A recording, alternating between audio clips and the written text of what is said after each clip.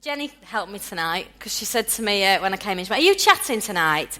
I went, "Do you know what? That's just made it all seem a lot less scary." Yeah, I am just going to chat tonight because we've been hearing a lot of stuff on Wednesdays and Saturdays, and I don't know if tonight I'm going to say anything that probably hasn't been said in some way before, but I actually think we're going to hear something different tonight, because don't you find that sometimes we hear so much and then it's like someone will say the same thing the following week, and then all of a sudden it's like, oh, I get it, I just needed to hear that again. So I don't know whether I'm going to say anything new, but I genuinely believe you're going to hear something new tonight, and something will come alive about what we're hearing in a different way for you tonight. I read something this week, and it said this: there were always the questions, but I ignored them because I wanted the answer so badly. I forgot that there is no answer without questions. And even this week, I've been asking myself some questions that possibly, up until this week, I've been so afraid of what the answer might be to those questions that I haven't asked them. And we do that because we sometimes have things in our life that we so need to be what we believe them to be, that we then don't always push ourselves to ask the questions about, is that really what it is, or is that just what it's become and what I need it to be? And we're asking a lot of questions in this house, and some of you might be thinking, well, what's the point? We know how this thing works. But unless you're willing to hold things up to scrutiny and ask yourself the question, you might be living with an answer that's one that's maybe served you for so long. But what if that answer is not actually the truth? And if it's truth that's going to make us free, we've got to be prepared to ask the questions. Some of those questions we might come to the conclusion, do you know what? Now I've held that up and looked at it, it is what I've always believed it to be. And then you walk forward with this passionate conviction greater than what you had before, because you've been willing to look at it closely. Or we might decide, do you know what, actually, having always thought and believed that, it's time for me to put that down because there's a greater truth that I can pursue. So I'm going to ask some questions, which I seem to do a lot of, and I was struggling last night when I was going through it, and Graham, bless him, is my guinea pig, and so I'm preaching my message to him. And he's like, well, what's your conclusion? I said, I don't think I have one. I don't think I have one. And I was wrestling, it was about midnight by this time. And in the end I said, do you know what, I'm not sure I'm going to give people a satisfactory conclusion, but that's all right, because we're going to just go a bit further in the conversation. Now, I've called it the moment when everything changes, because we all have life-changing moments, moments that strip us to the core of who we are and what we believe and affect it so that things can never be the same again, ever. And some of these might be positive moments that trigger this. For example, if you're a parent, that moment when your child is born, your world changes. It just does. There you go, Claire. Oh, Claire's still here, bless her. She's still here. Claire's world is going to change as soon as she meets that baby, because it just does. But sometimes there can be negative things that, again, just change your world. Now, I really felt like I had to bring this, and I've tried to take it out all day, and I think I can't, so I've got to do it. Today is the 8th of June, and it's my sister's 40th birthday. My older sister is 40. I remember my dad being 40. What's all that about? But she is 40 today. We have reached that age. I'm 2.5 years to go. 2.5 years. So we're nearly there. She's 40 today, and 5 years ago, on her 35th birthday, she was in Cornwall with her husband, and she was 8 months pregnant with their first baby. And her husband had been having some medical problems, like some breathing difficulties, and one day he'd collapsed and he'd been under the doctor. And the night before her birthday, he'd actually coughed up blood, and they'd gone to an A&E, and the doctors just couldn't diagnose what was wrong with him. Anyway, on the morning of her birthday 5 years ago, I got a phone call, and I remember it vividly. I was on the way back from Tesco's, just in the car by myself, and I got this phone call. On the end of the phone is my sister, and saying, say my name, saying, said, Rob's collapsed, he's not breathing, the paramedics are trying to revive him. This might take me a minute. They're trying to revive him. She said, find Mum and Dad. I can't get Mum and Dad on the phone. We don't. Neither of us live with Mum and Dad. She said, I can't get them on the phone. So, sorry, this is why I wanted to take it out, because this is hard to share. So, anyway, she's in the middle of something quite major, so she can't talk. So, of course, she rings off the phone, and I'm there by myself in the car. At the time, I was 33. And in that moment, I've been in church my whole life, and everything I had ever heard came down to this one moment in time where I knew that he was on the floor, not breathing, and they're trying to bring him back to life. And now, in that moment, well, those few moments, it was probably about 20 minutes before she rang me back, everything I have ever heard, believed, heard, confessed, heard, preached, heard everything, I tried the lot. I mean the lot. I confessed, afraid. You know when you sort of thought of every Bible story where someone resurrects a dead person? I mean, I tried everything I knew to do about this God who I had dedicated and believed in my whole life, as had my parents, as had my grandparents, in that 20 minutes, while I tried to find my mum and dad and get them on the end of the phone, and while I just waited. And then, of course, she got the phone call.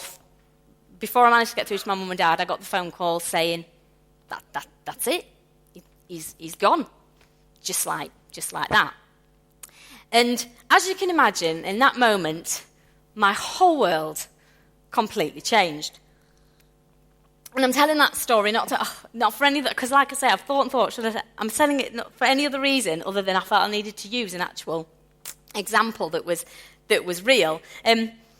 Now, for a long time afterwards, I did not ask myself the questions that brought up in me about God and what I believe, because I needed the answer that I currently had. So I couldn't actually at that time ask myself the question, where's God in all this? Because I needed there to be a God in all this, because otherwise I wasn't going to be able to support my family.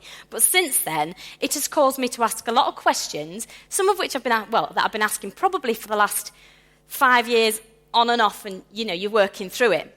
Because I had God and he had me. And together, we're supposed to be able to fix stuff like that. Surely they're the moments where God works.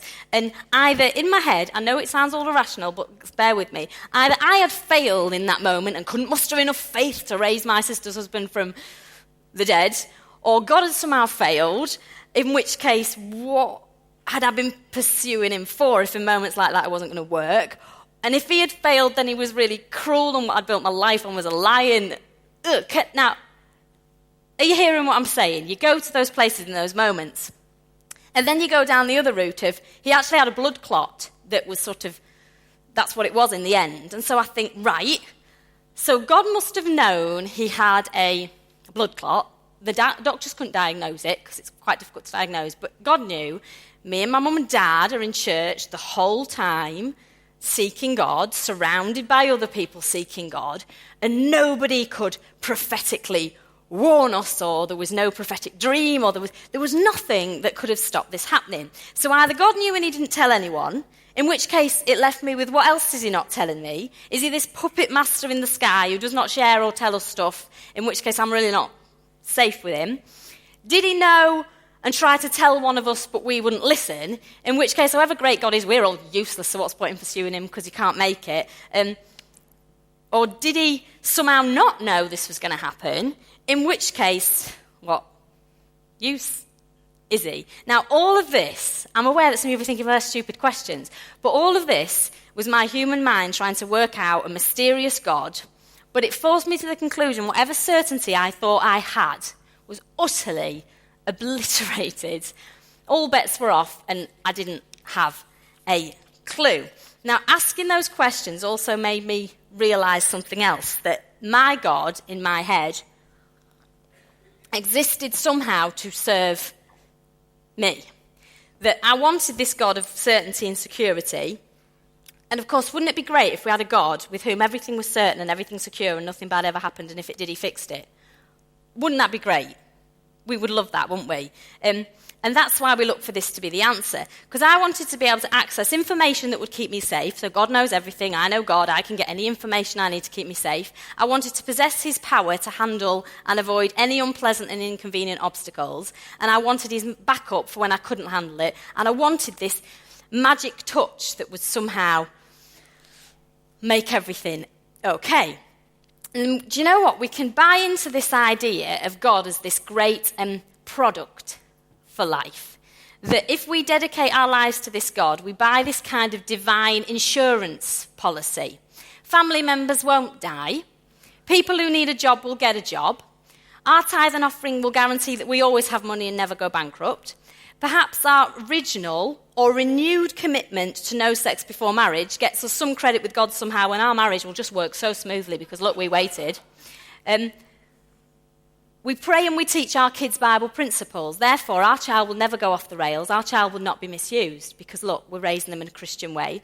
Our praying somehow brings these results, and our good deeds and our service are bringing these results into life. And you wouldn't, when I say it like that, you probably think, no, I don't believe that. But we live and we talk and we respond like that's what we believe when these things go wrong. And sometimes when they don't. You know that question, if there is a God, why is there so much suffering in the world? You know, that's the question people ask. It's because it's loaded with this idea that if there is a God, it's his responsibility to make sure everything is okay. And this is workable, this idea that if we do X, we get Y, because then it's a very certain and proved system, isn't it? If I do X, I get Y. That's great, that's safe, that's secure, because I know I can do my bit, God does his bit. And really that is religion. That is religion, because it's a system of rules with outcomes attached.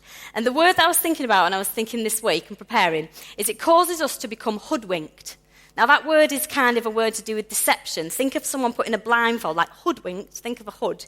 It's to do with being blindfolded because that system that gets set up means I have my answer to life, so I don't need to see anything else because I've got my answer. And we walk around like this with the blindfold on going, I've got my answer, I've got my answer. And that's what these systems can do to us because our certainty is in our systems. Right, are you still with me? I know I'm raising lots of questions, and you might be thinking, no, she's talking nonsense. But you know what? That's okay, because be prepared to ask the question. Even if you're sitting there thinking I'm talking nonsense, will you be prepared to ask the question about what if I'm not? Because at least then you'll hold what you believe up to scrutiny. Now, this is a great product to sell. If you were going to got a marketing manager in charge of selling God, this would be how you'd sell God. Yeah? There's a certain system of rules here. If you do them, God does this. I mean, that's easy to market, isn't it? Think of that's how people sell product. They tell you what you're going to pay and what you're going to get for what you pay.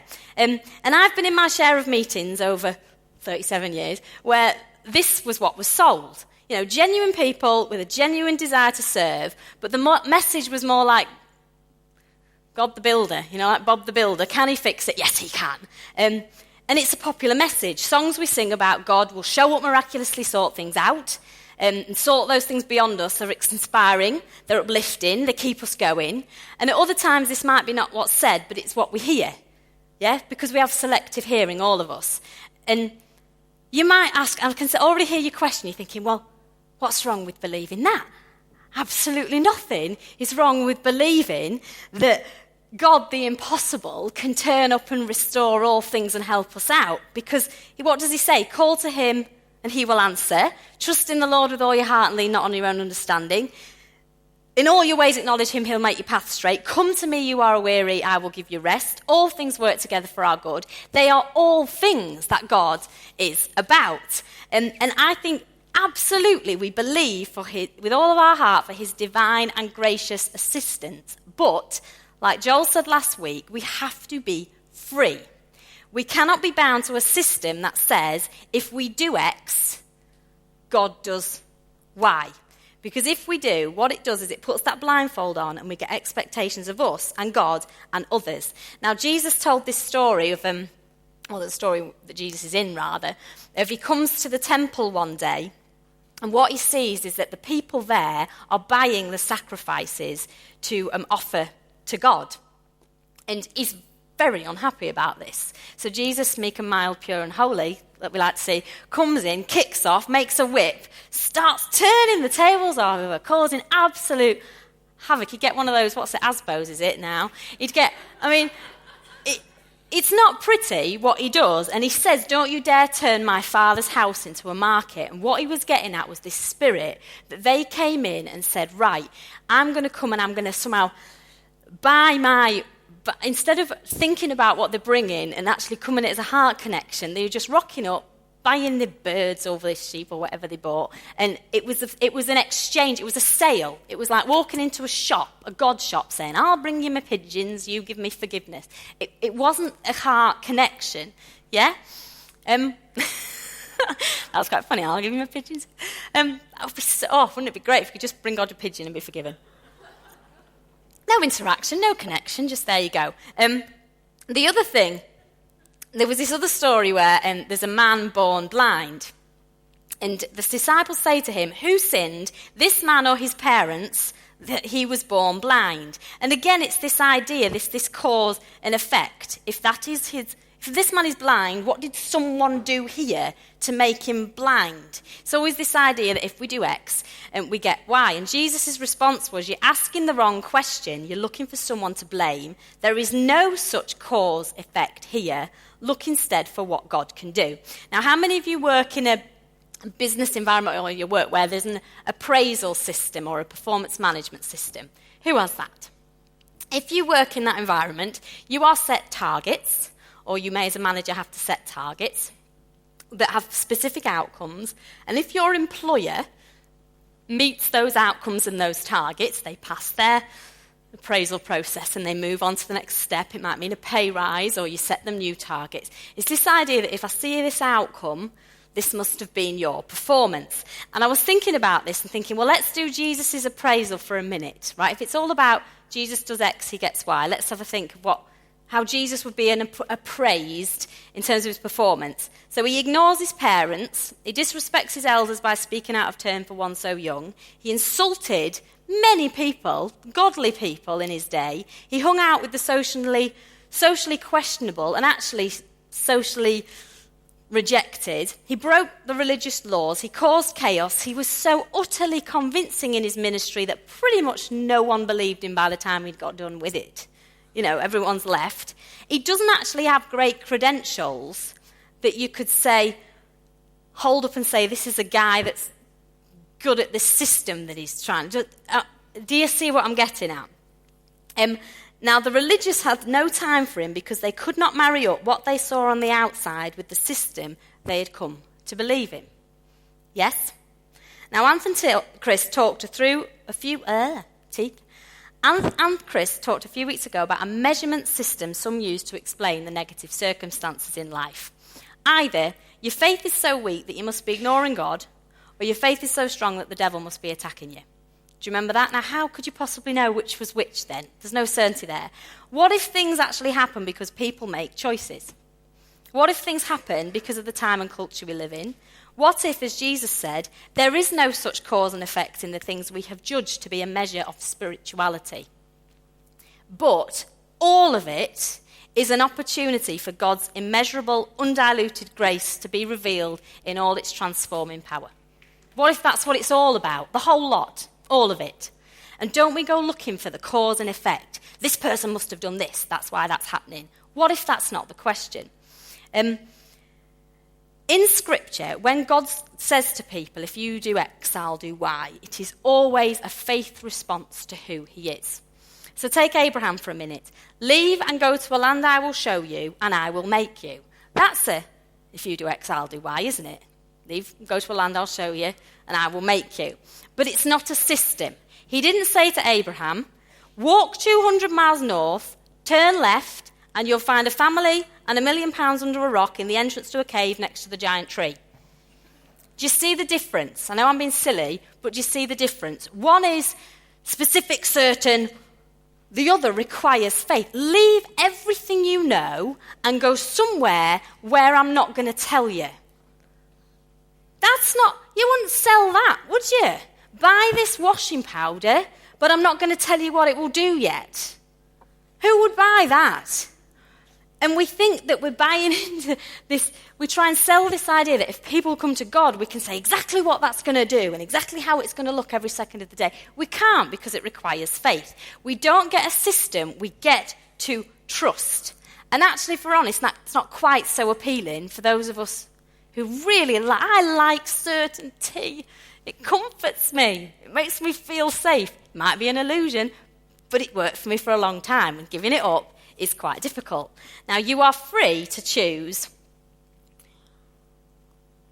either way. And as Joel said again, God fiercely protects our free will, because love cannot be verified in the absence of freedom. If we are obliged to love him and be a certain way, I don't want my husband to love me because he has to. I want him to love me because he loves me. Now, we are back to this idea of even if he doesn't faith. So it's about, I'm going to believe, but it's not going to be about the outcome. And I know I've said this before, but again, I'm just bringing it because I feel I need to. Can we still choose him whether he fixes it or not? Or does our choice of him depend upon him fixing it? So that situation you have in your life that you think that has to be fixed, can you still trust him if it isn't? Or do you have to have that outcome? Can you choose when he shares his plan with you or when he doesn't? And sometimes you're saying, God, I really need to know what you're doing here, and you get nothing. Nothing. Can you still trust him then? Can you choose him when you like the look of where you are and when you don't? Can you choose him when all you've believed him to be fails you? When all you have believed others to be fails you? Can you choose him then, or are we bound to him looking and feeling and being a certain way and to pursuing that? If so, if we are bound to it having to be and look and sound a certain way, or it can't possibly be God, that's in our life and in other people, how is that any different to the Pharisees who could not embrace Jesus because he did not work within their systems? If we can only embrace a Jesus that works for us, we're probably not embracing all of Jesus. We're not. And it's very challenging and a bit uncomfortable, right? Now, this is where I try and remotely conclude, and I'm not sure I've got one, but let me tell you how far I've got, and we'll carry on the conversation on Wednesday night. Now, a man sees the kingdom when he is born again. Jesus says, what's that guy? Nicodemus says, how can I see the kingdom? He says, you must be born again. And somehow we have to start over, because otherwise we're still chasing, avoiding, appeasing our version of whatever God we've acquired along the way.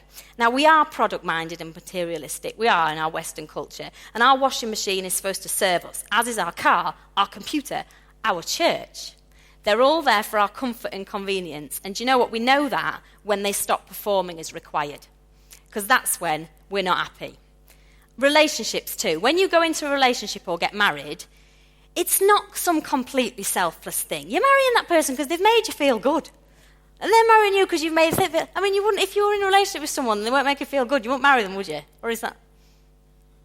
I wouldn't. And when we go into a relationship, get married, we expect that it's going to give us something and make our life better somehow, or you wouldn't bother, quite reasonably. And we think that we're going to do the same in return. Think about when you have your kids. You think to yourself, I don't have my expectations of my kids. They can be free. And then they do something that you don't like, and all of a sudden they ain't so free.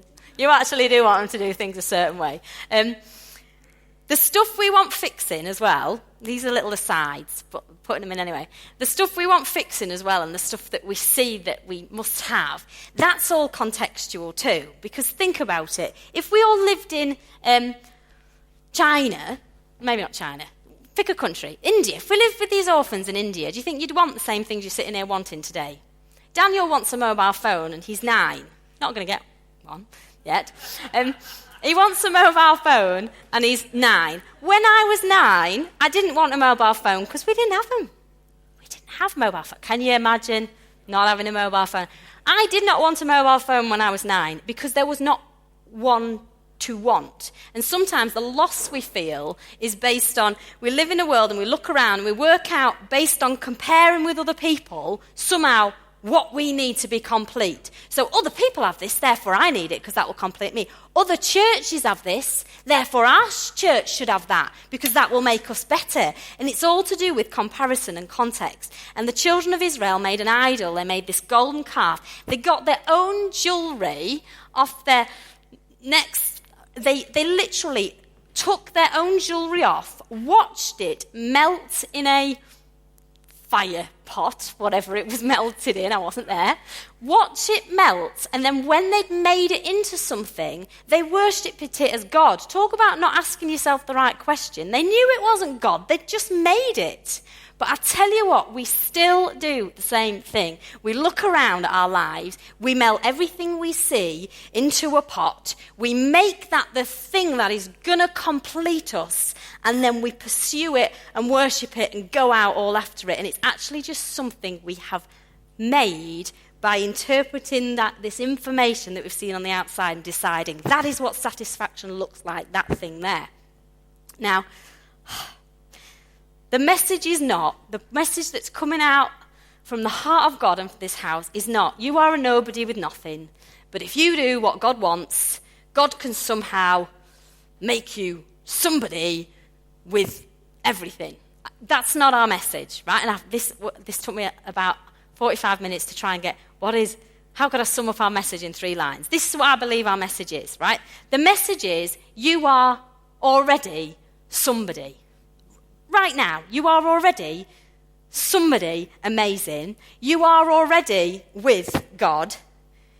He meets you right now where you are, is a unit with you, like your very blood inside you. He is one with you, with no gap between who he is and who you are, so you're completely merged. And he is involved in it all. He's not out there that you've got to get to.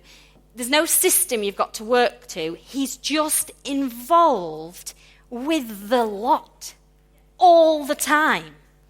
I love that because that doesn't rely on me getting it right or doing this, and this. I just know he's involved with the lot every single second. And you know what he fixes? He doesn't fix all of our stuff, but he fixes us in terms of anything and everything that would separate you from everything that God is. That's what he fixed. So did he bring to life my brother-in-law? No. But I look back on the last 5 years. You know what I'm going to say, don't you? She reminded me of this, and I see where he's been. He's been involved in the lot. The lot. And did he not fix it? No. But has he been involved in the whole thing? And is it full of absolute, undiluted grace, transforming power? Absolutely. That's what he fixed. Now, I'm nearly there, I promise. Paul learned to be content because he got fixed. He was in prison. Not everything was perfect. He was persecuted. Horrendous time.